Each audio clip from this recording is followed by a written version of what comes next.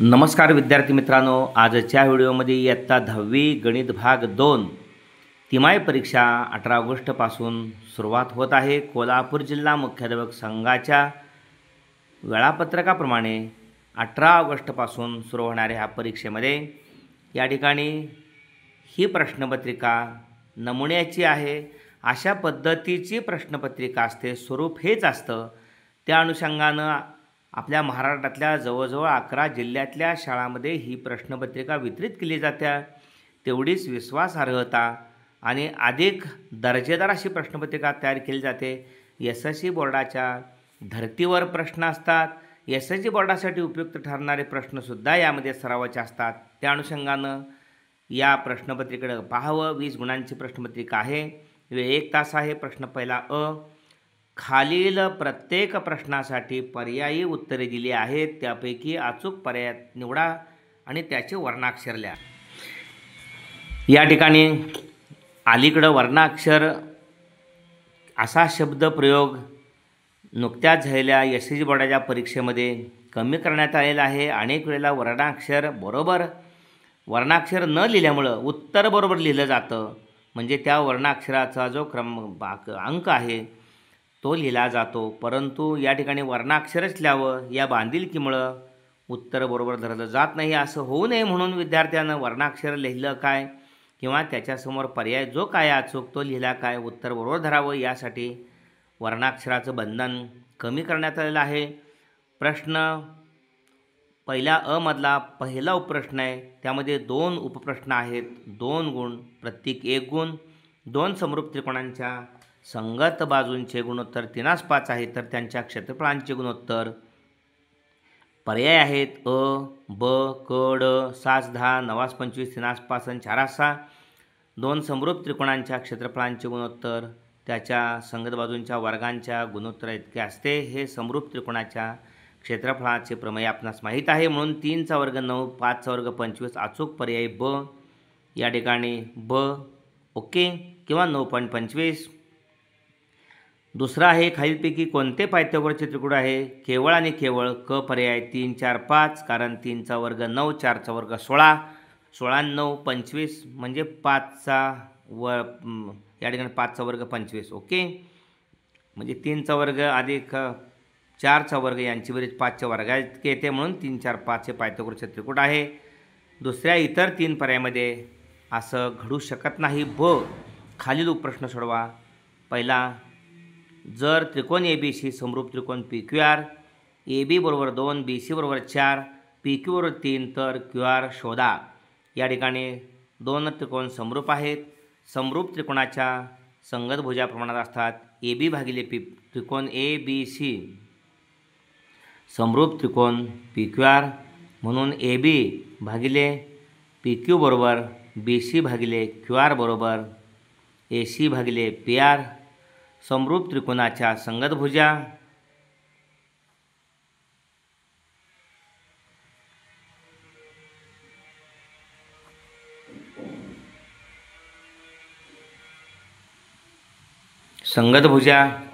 या ठिकाणी किमती घातल्यानंतर AB 2 आहे, PQ या ठिकाणी 3 आहे बरोबर, BC या ठिकाणी 4 आहे, QR काढायचे आहे. तिसरीची आपल्याला काही गरज नाही.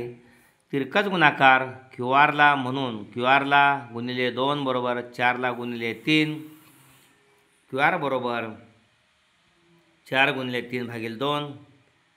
QR बरोबर 2 दूनी 4 आणि 2 त्रिक 6 एकक. ओके, त्यानंतर पुढला प्रश्न आहे त्रिकोण RST मध्ये कोण S 90, कोण T 30, RT 12 सेंटीमीटर. तर RSची किंमत काढा. छोटासा त्रिकोण या ठिकाणी आपण काढायचा आहे. RT या ठिकाणी कर्ण आहे ती 12 सेमी दिलेली आहे. या ठिकाणी T हा 30 अंशाचा आहे, हा 90 मापाचा आहे. आकृतीवरून कोण T बरोबर 90 अंश, कोण T बरोबर 30 अंश आणि कोण R बरोबर साहजिकच 60 अंश हा उर्वरित कोण आहे? त्रिकोण RTS मध्ये 30 अंश, 60 अंश, 90 अंश मापाच्या गुणधर्मानुसार काय आहे? 30, 60, 90 मापाचं प्रमेय. 30 मापाच्या कोनासमोरील भुजा RT आहे आकृतीमध्ये. RT ही कर्णाच्या निमपट असते. कर्ण RTच्या निमपट 1/2. RT 12 आहे म्हणून 30 मापाच्या कोनासमोरील भुजा RS आहे. RT कर्ण आहे. ओके, म्हणून 30 मापाच्या कोनासमोरील भुजा RS बरोबर कर्णाच्या निमपट म्हणजे RTच्या निमपट. RT 12 आहे म्हणजे RS बरोबर 6 एकक. ओके, असा हा प्रश्न पहिला अ हा 2 गुणांचा, ब या ठिकाणी 2 गुणांचा, 4 गुणांचा. ओके, त्यानंतर प्रश्न दुसरा अ खालील कृती पूर्ण करा. नेहमी चाचणी तिमाहीची असो किंवा स्वरूप हेच असतं. प्रश्न दुसरा अ खालील कृती पूर्ण करा. या ठिकाणी वार्षिक परीक्षेचा अंतिम पेपर असतो, त्यालासुद्धा प्रश्न दुसरा अ कृती पूर्ण करा. 4 चौकड्या असतात, 2 गुणांचा असतो. पहिला आहे आकृतीमध्ये MNR हा काटकोन त्रिकोण आहे म्हणजे 90 मापाचा आहे कोन MNP. MQ हा जो NQ आहे तो कर्णावर PM वर टाकलेला लंब आहे. MQ 9 आहे आणि QP या ठिकाणी 4 दिलेले आहे. NQ काढायचा आहे. अगदी बरोबर आहे. भूमिती मध्याचा गुणधर्म. काही प्रश्नपत्रिकेतल्या गणित भाग 2च्या आकृत्या पाहिल्यामुळं आपल्याला लगेच लक्षात आलं पाहिजे की कोणतं प्रमेय आहे. या ठिकाणी भूमिती मध्य काय आहे? भूमिती मध्याचं प्रमेय कर्णावर काढलेला हा शिरोलंब आहे. NQ हा शिरोलंब हा कर्णाचं विभाजन करतो. MQ आणि QP असे 2 भाग होतात. त्या 2 भागांचा गुणाकार म्हणजे MQ गुणिले PQ. हा NQचा भूमितीमध्ये म्हणून NQ वर्ग बरोबर या ठिकाणी MQ गुणिले PQ. भूमिती मध्याचे प्रमेय.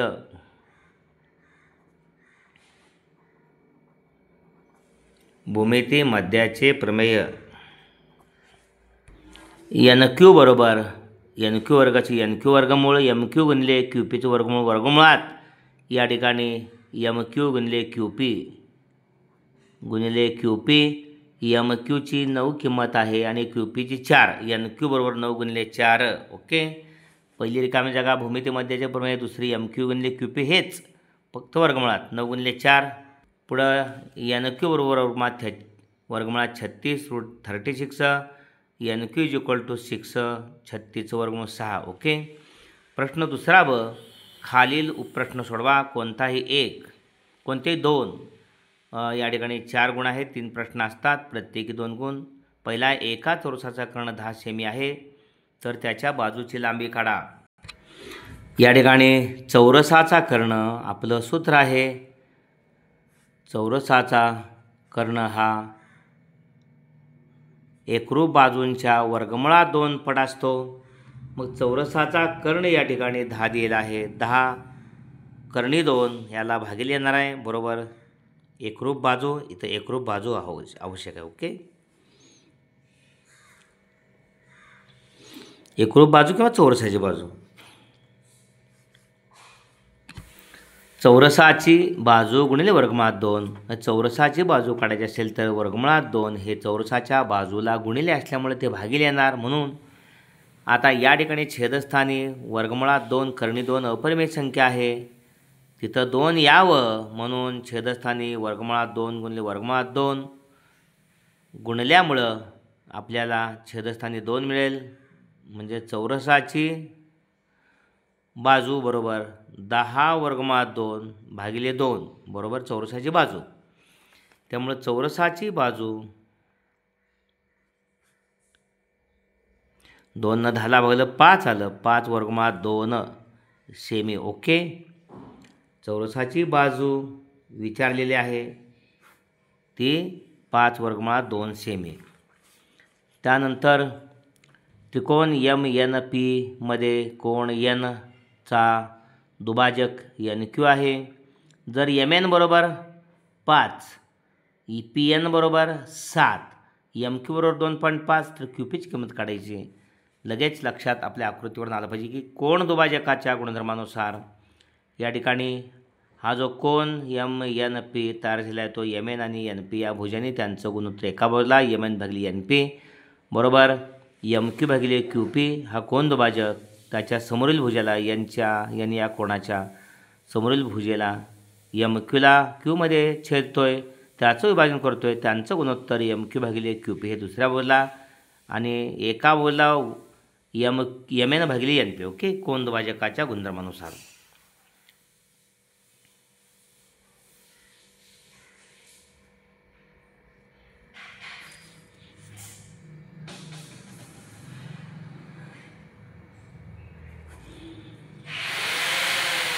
एम एन भागिले एन पी बरोबर एम क्यू भागिले क्यू पी 5/7 बरोबर 2.5 भागिले क्यू पी बरोबर 2.5 गुणिले 7 भागिले क्यू पीला गुणिले 5 आहे ते भागिले 2.5 गुणिले 7 भागिले या ठिकाणी क्यू पीला गुणले येते भागिले 5 येणार आहे क्यू पीला गुणले 5 2.5ला भागल्यानंतर 0.5 गुणिले 7 7×5 35 3.5 एकक क्यू पी बरोबर 3.5 एकक. ओके, पुढचा प्रश्न आहे त्रिकोण एल एम एन मध्ये एम एन 5 आहे, एल एन 13 आहे, एल एम 12 आहे तर त्रिकोण एल एम एन हा काटकोन त्रिकोण आहे किंवा नाही ते ठरवा. या ठिकाणी लहान 2 बाजू आहेत त्यांच्या वर्गांची बेरीज मोठ्या बाजूच्या वर्गाबरोबर आली तर पायथागोरसच्या प्रमेयाच्या व्यत्यासानुसार तो काटकोन त्रिकोण आहे. पाहूया. त्रिकोण एल एम एन या त्रिकोणात एम एन वर्ग बरोबर 5 वर्ग बरोबर 25, एल एम वर्ग बरोबर 12 वर्ग बरोबर 144 या दोघांची बेरीज. ह्याला पहिलं दुसरं एल एन वर्ग बरोबर 13 वर्ग एल एन वर्ग बरोबर 13 वर्ग एल एन 13 दिल्या म्हणून 13 वर्ग 169. येथे एम एन वर्ग अधिक एल एम वर्ग बरोबर 25 अधिक 144 169. एल एन वर्ग 169ला 3 समजलं. एम एन वर्ग अधिक एल एम वर्ग 25 अधिक 144 169 म्हणजे त्या ठिकाणी 3 आणि 4 होऊन एम एन वर्ग अधिक एल एम वर्ग बरोबर एल एन वर्ग. ओके, 25 अधिक 144 169 म्हणून पायथागोरसच्या प्रमेयाच्या व्यत्यासानुसार त्रिकोण एल एम एन हा काटकोन त्रिकोण आहे. ओके, केवळ या ठिकाणी एम एन वर्ग बरोबर 25 त्यानंतर एल एम वर्ग बरोबर 12 वर्ग बरोबर 144 आणि 25 आणि 144 बेरीज 169 येते आणि ती एल एन वर्ग बरोबर 13 वर्ग बरोबर 169 बरोबर येते. म्हणून या ठिकाणी एम एन वर्ग अधिक एल एम वर्ग बरोबर एल एन वर्ग म्हणून पायथागोरसच्या प्रमेयाच्या व्यत्यासानुसार त्रिकोण एल एम एन हा काटकोन त्रिकोण आहे. आपण असं म्हणू शकतो. अशा पद्धतीनं हा व्हिडिओ जरूर लाईक करा आणि आपल्या सर्व विद्यार्थी मित्रांसाठी शेअर करा. धन्यवाद.